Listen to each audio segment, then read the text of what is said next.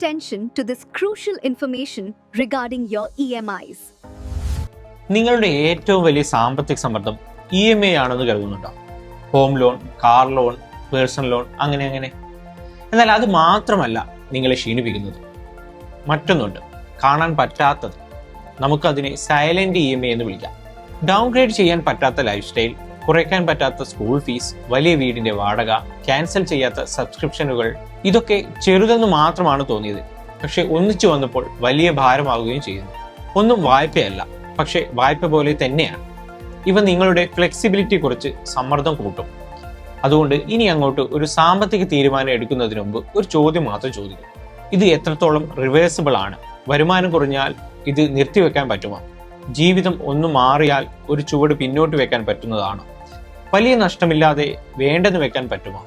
ഇത്തരം റിവേഴ്സിബിൾ തീരുമാനങ്ങൾ നിങ്ങൾക്ക് ശ്വാസമെടുക്കാൻ ഇടം നൽകും. ഇറിവേഴ്സിബിൾ തീരുമാനങ്ങൾ നിങ്ങൾ മുഴുവനായി ജീവിക്കാത്ത ഭാവിയിൽ നിങ്ങളെ പൂട്ടിയിടും.